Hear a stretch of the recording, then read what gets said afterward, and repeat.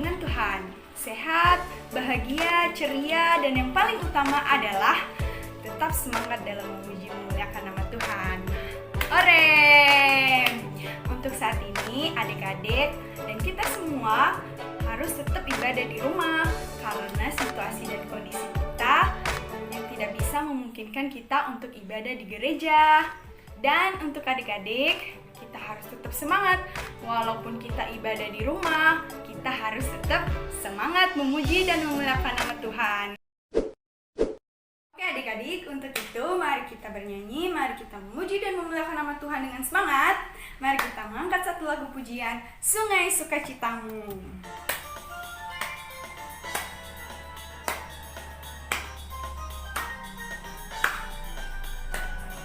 Sungai sukacitamu mengalir dalamku. Oh yes, yes, yes, yes, yes. Anggur sukacitamu melimpah dalamku. Ku menari dan bersuka, pujimu di setiap waktu, sebab sungai sukacitamu ada dalamku. Mengalir bersamamu, bersuka di dalammu, mengikutimu Tuhan dalam kegerakanmu,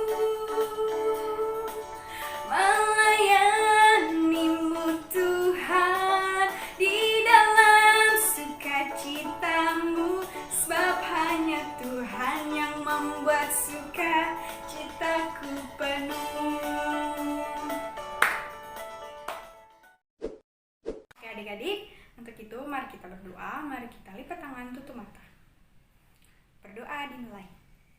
Bapa yang baik, terima kasih buat penyertaan-Mu, kami anak-anak-Mu. Tuhan, atas berkat yang luar biasa di dalam kehidupan kami sangat bersyukur. Terima kasih Bapa, pada saat ini juga kami akan melaksanakan ibadah kami. Walaupun kami melaksanakannya di rumah, kami yakin dan percaya penyertaan Tuhan selalu bersama kami. Walaupun kami tidak bisa berkumpul bersama dengan saudara-saudari kami, teman-teman kami, tapi kami yakin dan percaya penyertaan Tuhan tidak akan berpaling dari kami sekalian. Tuhan, pada saat ini sebentar lagi kami akan memulaikan ibadah kami dan kami akan mendengarkan firman-Mu. Kiranya Roh Kudus-Mu yang selalu beserta kami Tuhan, yang selalu menaungi kami dan memberikan kami Roh Kudus-Mu, sehingga apa yang kami dengar, apa yang kami laksanakan hanya semata-mata untuk memuji dan memuliakan nama-Mu. Berkatilah orang tua kami ya Tuhan, berikanlah mereka kesehatan selalu dalam membimbing kami. Begitu juga saudara-saudari kami, Engkau berkati juga Tuhan. Berkati juga kakak-kakak SM ya Tuhan yang mengajarkan kami. Dan dimanapun mereka berada pada saat ini, kami yakin dan percaya bahwa penyertaan Tuhan akan selalu bersama-sama dengan mereka. Tuhan, ini kami anak-anak-Mu, kami akan memulaikan ibadah kami dan kami akan mendengarkan firman-Mu. Kami yakin dan percaya bahwa pertolongan Tuhan, penyertaan Tuhan selalu bersama-sama dengan kami anak-anak-Mu. Dalam nama Yesus kami telah berdoa dan mengucapkan puji syukur. Amin. Oke adik-adik semua, sebelum kita mendengarkan firman Tuhan, mari kita mengangkat satu lagu pujian untuk menyenangkan Tuhan. Mari kita mengangkat pujian, Ada Satu Sobatku.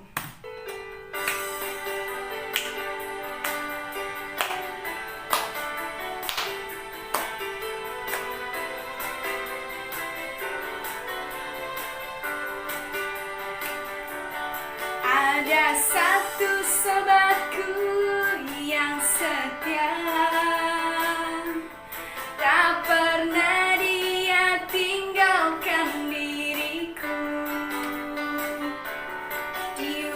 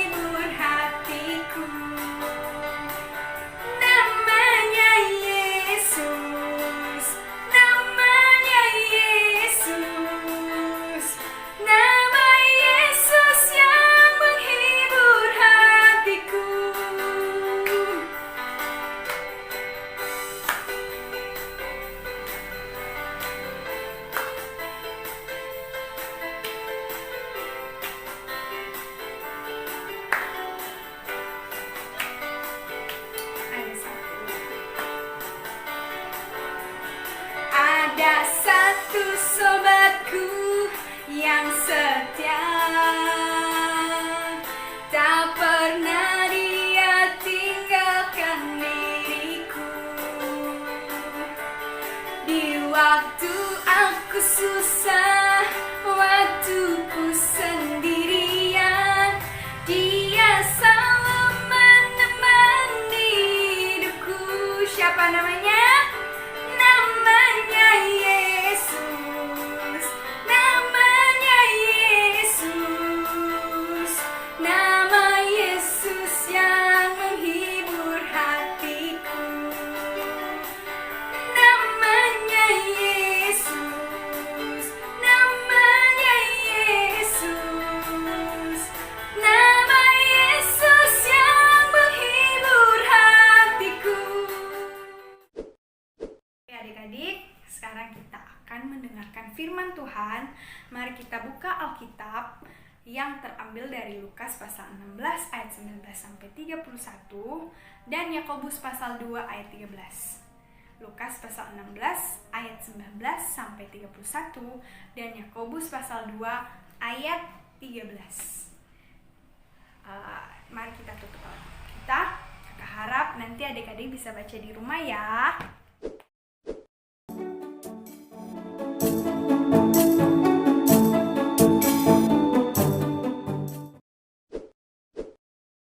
Adik-adik, pasti di antara adik-adik punya teman yang mana ketika dia ke sekolah, dia pasti pakai tas yang bagus, sepatu yang bagus, semua alat tulisnya serba bagus, bahkan uang jajannya paling banyak.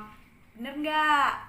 Nah, ada juga teman adik-adik yang mana ketika dia ke sekolah, dia pasti pakai tas yang robek, sepatu yang robek, bahkan juga ada yang nggak punya tas.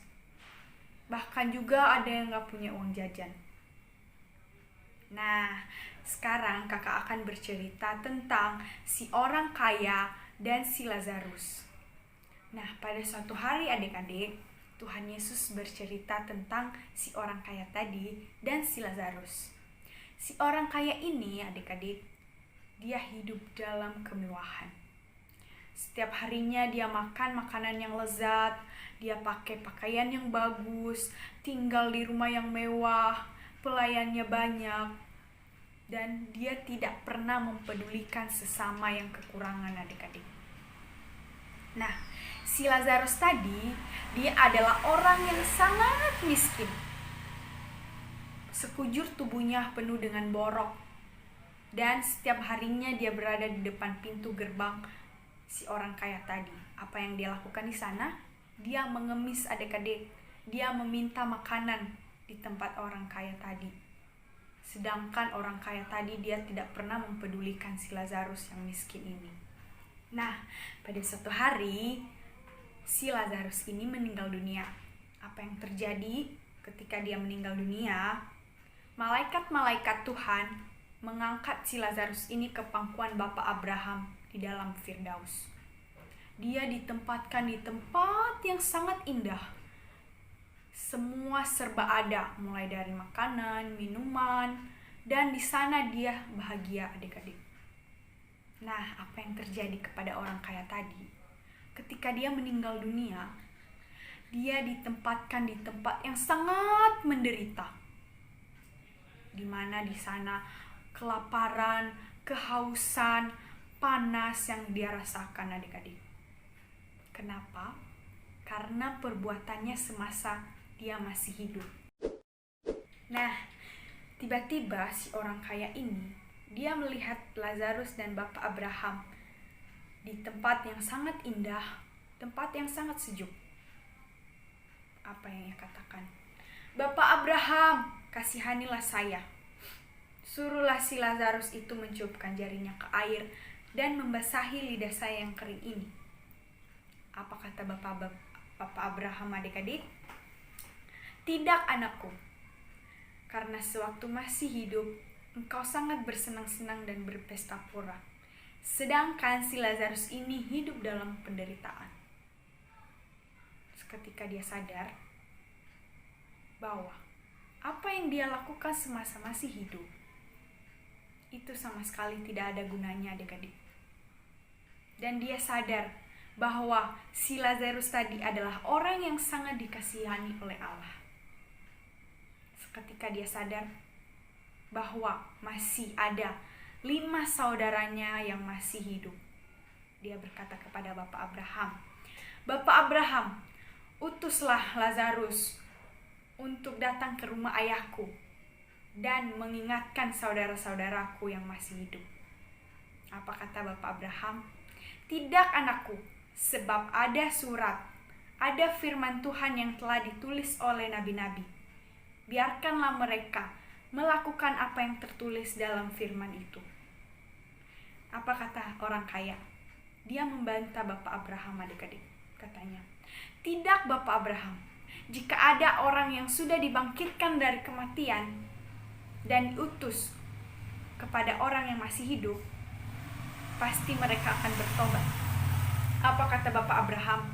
"Tidak anakku, sekalipun orang yang sudah dibangkitkan dari antara orang mati, jika mereka tidak melakukan apa yang telah diperintahkan di dalam firman Tuhan, di dalam Alkitab, maka mereka tidak akan bertobat."